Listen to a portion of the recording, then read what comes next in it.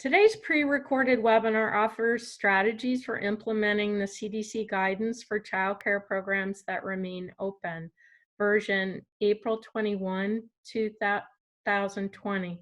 This information may be helpful to childcare programs which are currently operating, as well as those preparing to open in the future. The information is relevant to childcare centers and group childcare homes, as well as family childcare homes. Welcome from the Office of Child Development and Early Learning, the Bureau of Certification, and the Pennsylvania Key. We sincerely appreciate everything that you do every day to keep everyone safe and healthy. You are true heroes. Today's webinar recording will be posted on the Pennsylvania Key's coronavirus webpage with slides. Weekly webinars will be recorded, so you can access future webinar recordings on demand at the PA Keys coronavirus page. The content of the pre-recorded weekly webinars will be different in response to your questions. Please email your questions to hssco@pakeys.org. To meet your needs, we need your questions, so please continue to submit them. If we don't answer your specific question during this webinar, we hope to get to it next time. We've received over 150 questions from the first webinar, so this is a work in progress, and we're very pleased with receiving so many questions from you, so please keep them coming. As counties move from red to yellow phase, it is a local child care decision whether to reopen. We hope the information provided here and in the other webinars help you plan operations and make a decision that is right for your program.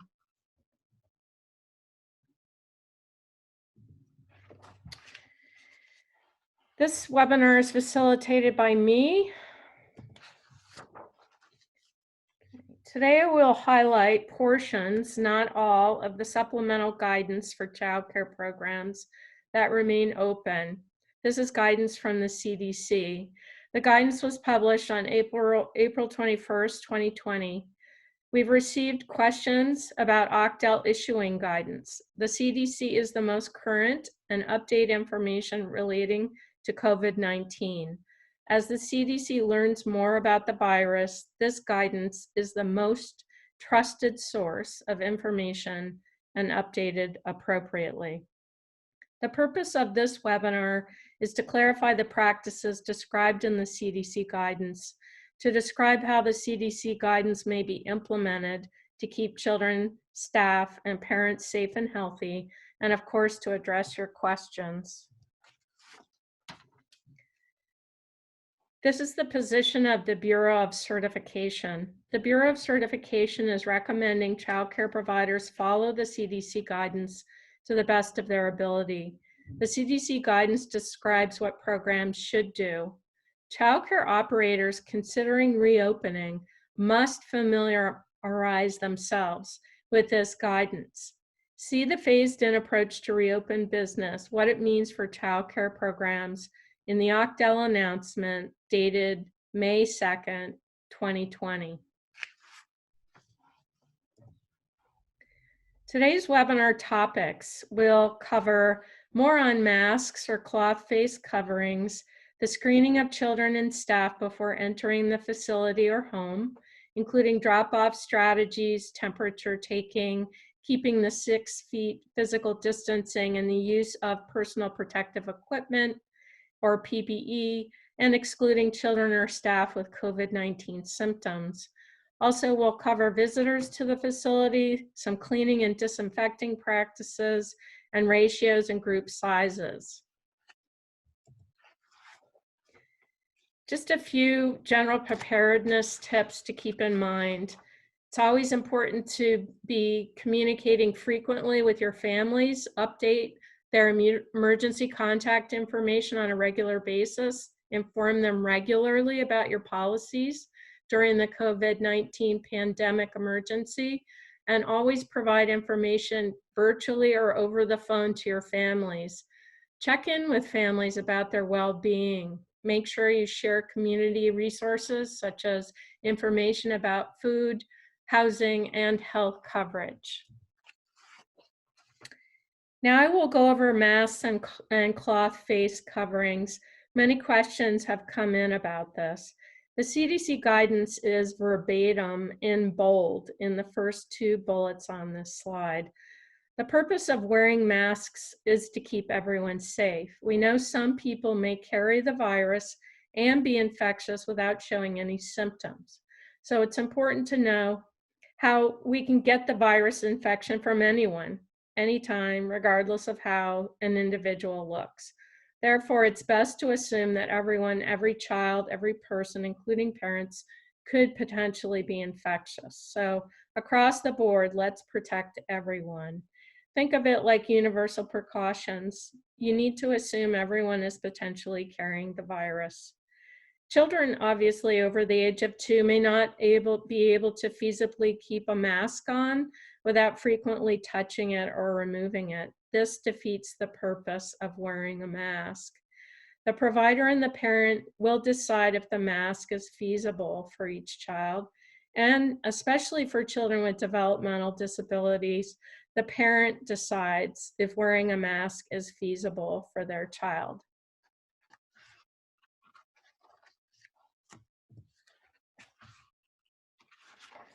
Cloth face coverings are handmade. Ideally, the cloth face coverings are washed daily. It's best to use facilities washer and dryer for this. Leave the cloth face coverings at the facility to prevent the spread of the virus from facility to home and vice versa. Paper masks may be reused. This is new information. I will go over how to manage the paper masks on the next slide. No masks or cloth face coverings should be worn when napping, eating, or exercising. So if your breath rate is up with physical activity, it's not a good idea to wear a mask at that time.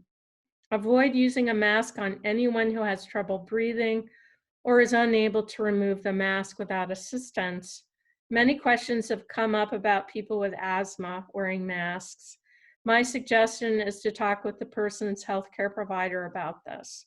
People with chronic illnesses such as asthma are actually more at risk for complications from COVID-19. So we want to protect people with asthma as best we can. Adults can assist children to remove the masks, and you may need to do this. Avoid touching the eyes, nose, and mouth while you're doing it. Some safe ways to handle cloth face coverings or masks are, of course, to assist the children. And at meals and naps, place the mask on a name-labeled square paper towel on the table or the nap mat next to the child. Place the mask surfaces which touch the nose and mouth face down. Masks may be stored in a labeled paper bag out of reach. Overnight, the paper masks can be aired out and reused. Immediately after handling a mask, adults and children should hand wash or use hand sanitizer, which is greater than 60% alcohol, with adult supervision. Of course, hand sanitizers must always be placed out of the reach of children.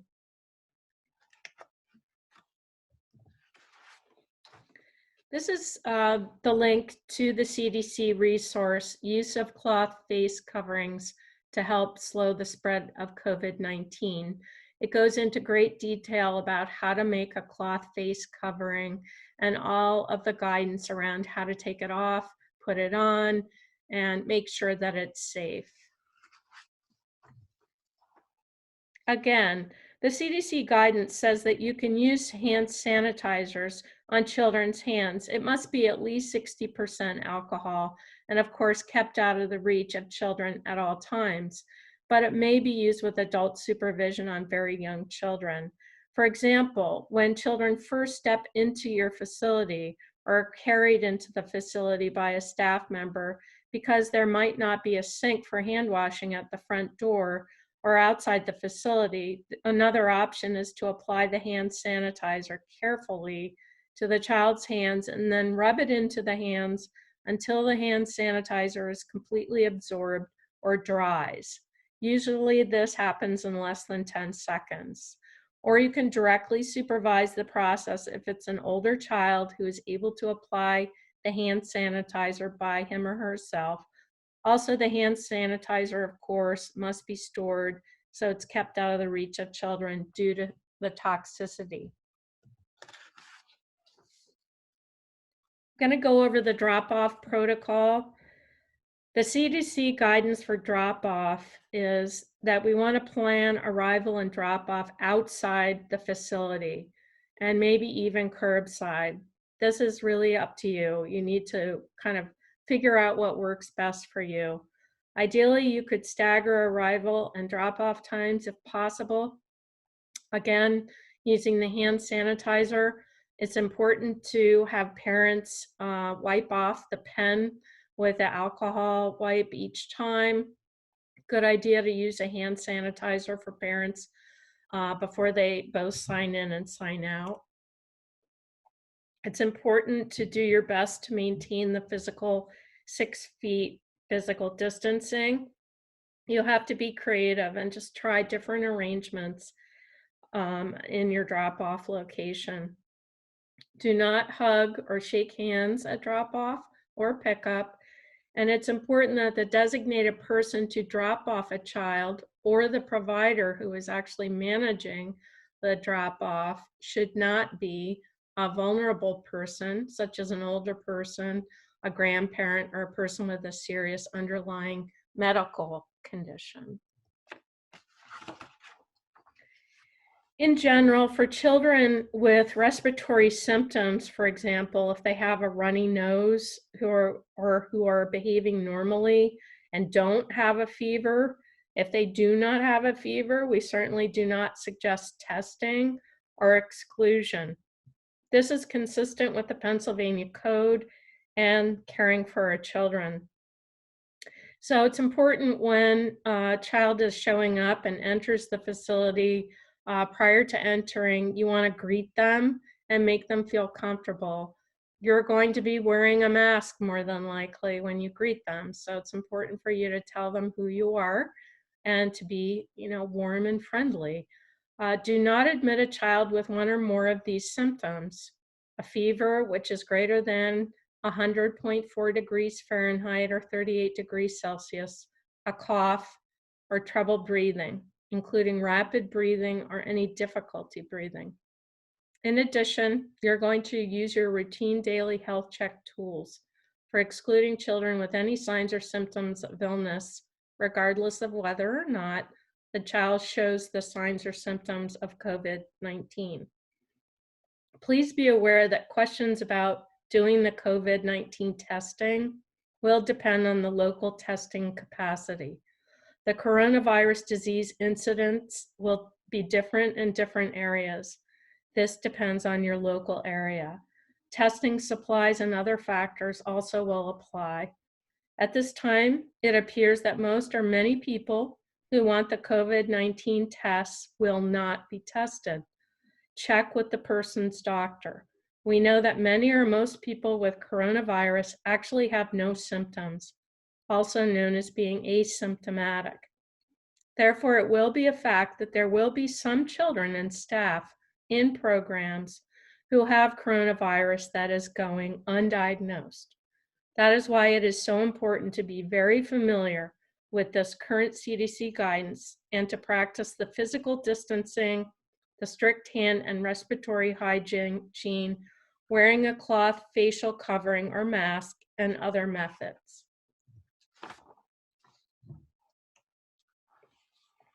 I'm going to be going through 3 separate screening methods, which are provided by the CDC in their guidance.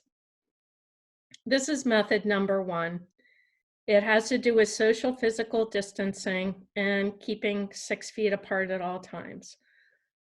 In this method, the child's temperature is taken at home.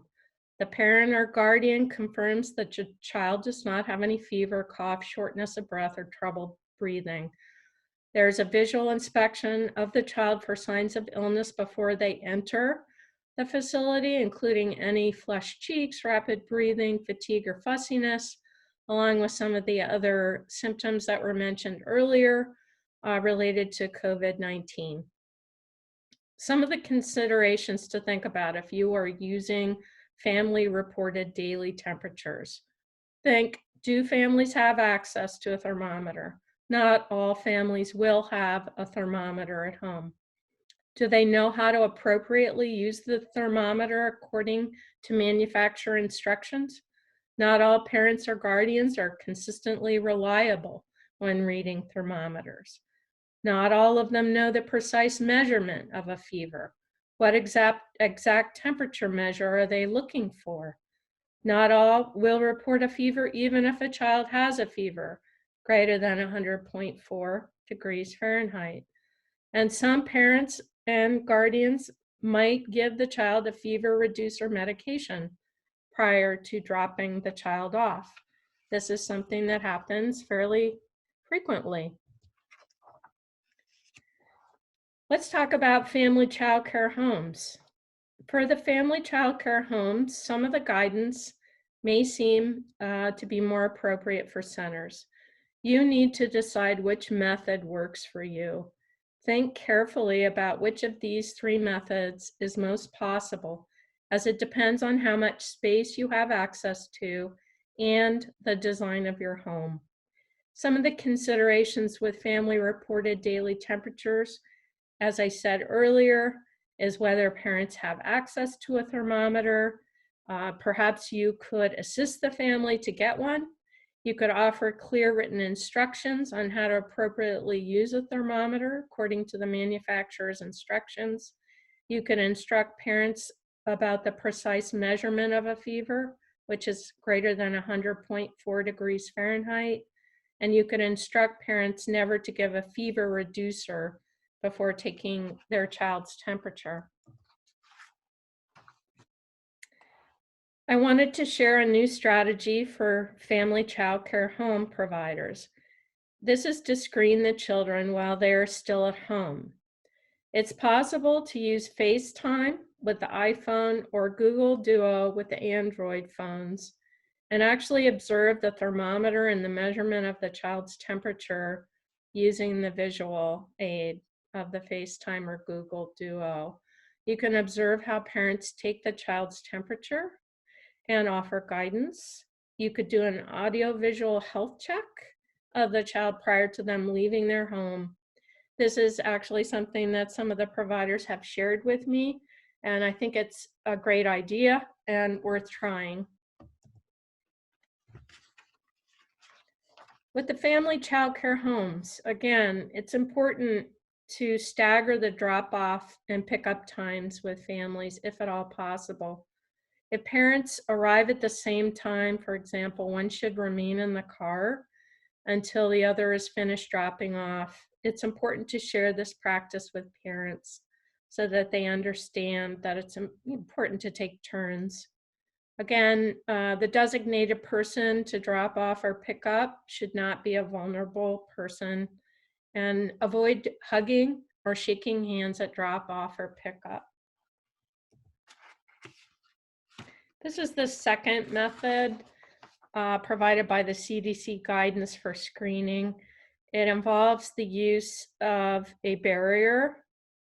So the provider must stand behind a physical barrier or partition. It could be a regular standing barrier of plexiglass so you can see through it to make a visual inspection of the child. The provider doing the drop-off procedure must reach around the barrier with a gloved hand and thermometer to take the child's temperature. Ideally, the provider is either wearing a long sleeve gown or a long sleeve smock to protect themselves. The provider may disinfect the thermometer in between children with alcohol wipes, which are greater than 60% alcohol, or you may use a hand sanitizer applied directly onto your gloved hand to wipe off the end of the thermometer. Of course, you want to wipe off the part that touches the child.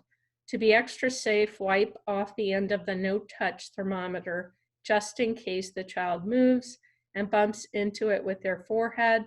This could easily happen, so better to be safe. This is the third method, involving personal protective equipment. You want to be wearing your personal protective equipment at all times, and especially when you're within 6 feet of a child. Of course, you're washing your hands, you're putting on your face mask or cloth face covering, you're using eye protection, ideally, such as sports goggles. Regular glasses are not enough. You need the coverage on both sides of your face and on the top and the bottom. Also, using disposable gloves, possibly a gown or a smock, and definitely long sleeves at the very least. You want to be taking the child's temperature using ideally a no-touch thermometer, and visually inspect the child, doing your daily health check for signs and symptoms of illness. And of course, use of hand sanitizers is possible to clean the thermometer, and in between each child, you can use a hand sanitizer on your gloved hands. Should be more than 60% alcohol content. Going to talk a little bit about the guidance on visitors. There were a lot of questions about this. It's really important to explain to parents and others that your facility must not allow visitors. Now, if a parent insists to enter the facility, of course, they may have access according to the regulations in Pennsylvania. No early intervention staff should be going into childcare when in the yellow phase. If a childcare teacher agrees, the EI or early intervention staff can do a tele-intervention with the teacher to support the child who is receiving EI through coaching and helping the teacher embed the child's IFSP or IEP goals into the regular routines of the classroom. I'm going to talk a little bit about cleaning and disinfecting right now. These are the definitions of clean: to physically remove dirt, debris, and sticky film by washing, wiping, and rinsing; and to disinfect, which means to kill nearly all of the germs on a hard, non-porous surface. It's important to clean, sanitize, and disinfect surfaces much more often than usual, more often than you're used to. It's good to look at the Caring for Our Children Appendix K routine schedule for cleaning, sanitizing, and disinfecting. This is the link to it at nrckids.org. Upon entry into the facility, all adults and children either must hand wash at a sink with running water and soap, or they must use hand sanitizer, more than 60% alcohol.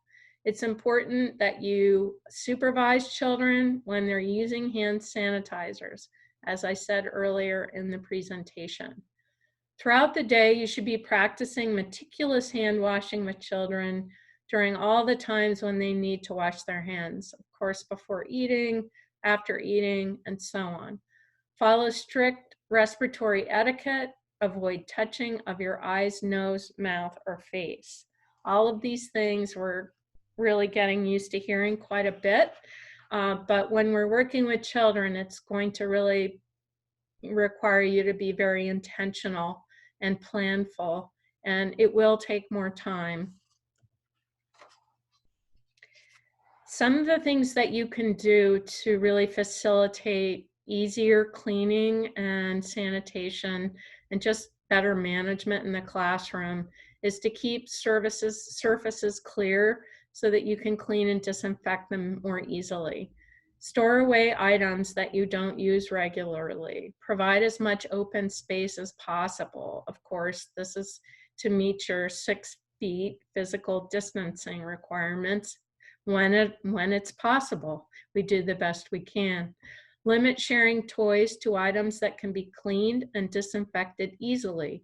And be strict about putting mouthed or handled toys into a sealed bin with disinfectant after a child touches the toys. Now, this is why we want to avoid bringing, the soft toys into the classroom, things that are difficult to clean. This is going to be a problem. It's going to take too long. So go into your classrooms and reduce the clutter and the shared toys before you even open the facility. There were a lot of questions around bedding. So if possible, and if laundry capabilities are available, consider washing the child's bedding, nap items, and soiled clothing at the facility. It's best to avoid taking items back and forth to home because this transfers, increases the chances for the transference and spread of the virus. We want to limit that.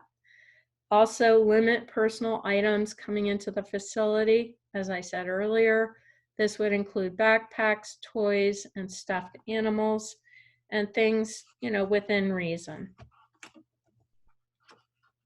There were many questions about ratios and group sizes, which I'd like to address. We know a lower ratio is better than a higher ratio in limiting the risk of exposure to COVID-19. The CDC guidance recommends maintaining the makeup of the groupings by not mixing the groups once established, and by keeping siblings together if at all possible, and by maintaining the same caregivers for each grouping to avoid additional exposures. And I'm hearing that providers may not take infants and toddlers at this time due to the required CDC ratio, but those CDC guidances about ratios are, again, just guidance. So it's always important to know what your Pennsylvania regulations are, and these are still applicable. For example, 1 to 4 for infants. And just making sure that the group sizes are small, if at all possible. That's, of course, one of our goals, but we still can follow the Pennsylvania regulation and be confident that we're, doing things correctly.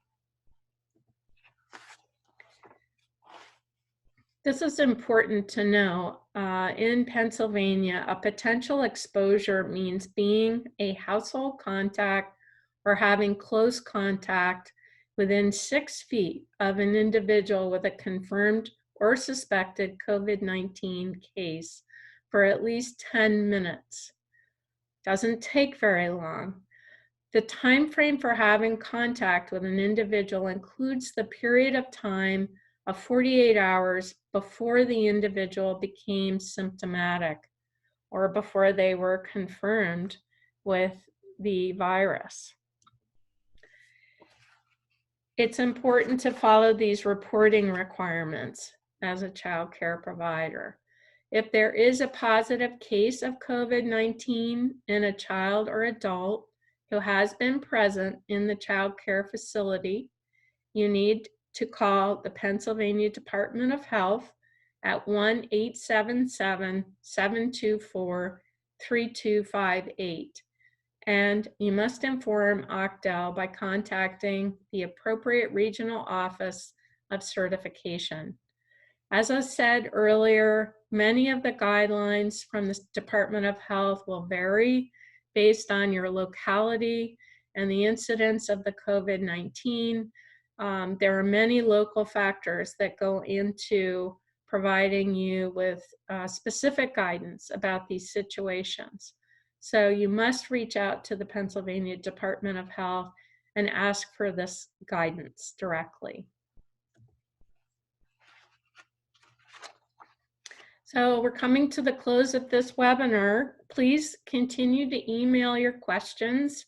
The recordings and the slides will be posted on the Pennsylvania Keys webpage very shortly.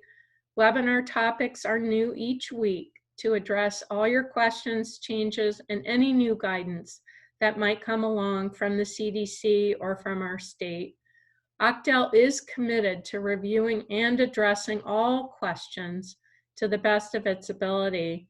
We need to know what your needs are, so be sure to continue to email your questions. The future webinar topics are new every week and will be pre-recorded. Thank you so much for listening, and please email your questions. Let us know how you're doing, and email them to hssco@pakeys.org. Please stay safe and healthy, everyone. Thank you so much for everything that you're doing, to keep children safe in your programs?